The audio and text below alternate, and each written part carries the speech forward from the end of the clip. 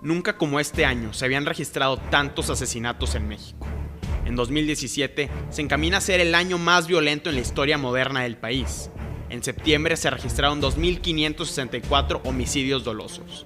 En términos absolutos, se trata de cifras comparables a las de la guerra de Siria y de Afganistán. Este es el número de muertes militares de la guerra de Siria, el conflicto armado más letal en el mundo. Y este es el número de homicidios dolosos en México.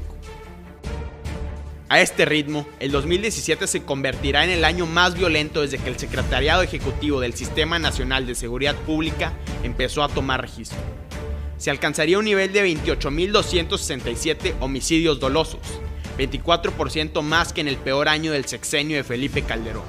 Para ponerlo en perspectiva, en un año, México superaría las casi 25.000 muertes civiles que dejó la guerra de Afganistán en 6 años, entre el 2009 y el 2015. México es un país endémicamente violento, con una tasa de homicidios por cada 100.000 habitantes 10 veces mayor al promedio de los países de la OCDE.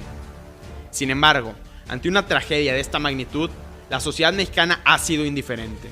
La gran mayoría de las víctimas de homicidio en México tienden a ser jóvenes, pobres y con bajo nivel de instrucción formal. En algunos casos hay una condena moral en contra de las víctimas de homicidio.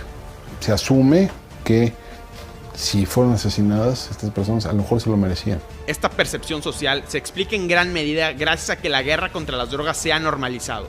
México necesita dimensionar su problema de violencia y entender las 4 principales razones que nos han llevado a donde estamos.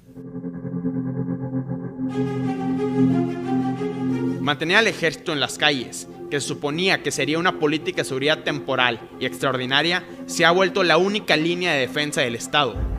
Como lo muestra la gráfica, la decisión del presidente Felipe Calderón de utilizar a las Fuerzas Armadas para realizar labores policiales ha tenido un claro efecto en los niveles de violencia del país. Lo peor del caso es que la decisión se tomó sin que el Estado conociera las consecuencias de esta política.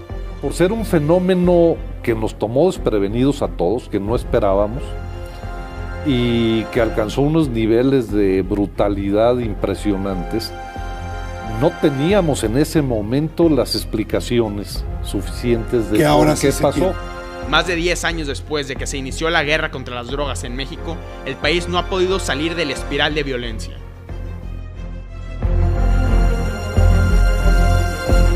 Más allá de que la administración de Enrique Peña Nieto ha mantenido exactamente la misma política de seguridad que su antecesor, resulta clave entender cuál es el rol que han jugado los gobernadores. No hemos generado policías en los gobiernos estatales y municipales, y ese ha sido un error de este gobierno. Ante la incapacidad para construir instituciones policiales y procuradurías sólidas, los gobernadores han militarizado la seguridad pública y han prometido endurecer las penas criminales como solución a la violencia. Y ninguna de estas 2 políticas ha funcionado. Para empezar, está documentado que el endurecimiento de penas criminales castiga más a los consumidores de drogas que a las redes del crimen organizado. Esto tiene efectos adversos, como la sobrepoblación de las cárceles, que se han vuelto entes incontrolables para el Estado. En vez de resultados, los gobernadores y la clase política nos han regalado estampas populistas como estas. De la seguridad me encargo yo. La seguridad y la tranquilidad de antes, yo me encargo. Pena de muerte a secuestradores y asesinos. De verdad, el Partido Verde hizo propuestas muy valiosas. El problema está en que mantener al ejército en las calles elimina los incentivos de los gobiernos estatales para construir policías que funcionen. México tiene un acceso preferencial al mayor mercado ilegal de drogas en el mundo, Estados Unidos, y eso tiene fuertes implicaciones de seguridad. Rodrigo Canales, profesor de la Escuela de Negocios de Yale, lo explica mejor que nadie. UN estimates that there are 55 million users of illegal drugs in the United States. Using very, very conservative assumptions, this yields a yearly drug market on the retail side of anywhere between $30 and $150 billion.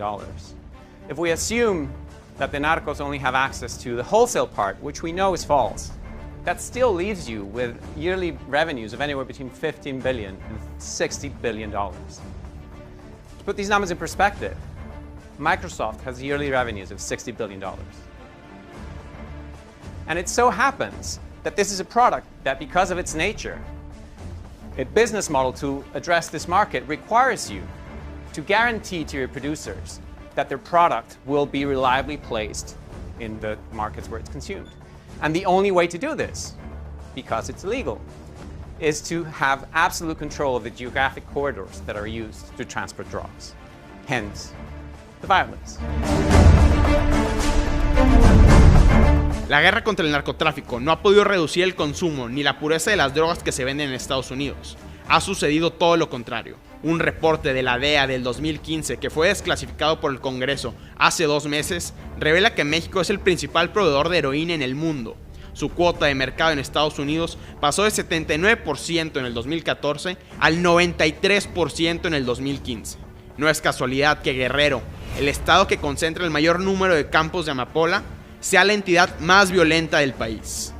Hoy, Estados Unidos vive una de sus peores crisis de salud pública por la epidemia de muertes por sobredosis de heroína y otras sustancias ilegales. La administración de Donald Trump no ha dudado en culpar a México y en exigir una política de control antidrogas más agresiva al sur de la frontera. Esto quiere decir que la presión para mantener una política de seguridad militarizada permanecerá durante un largo tiempo, pero con los resultados que ya conocemos.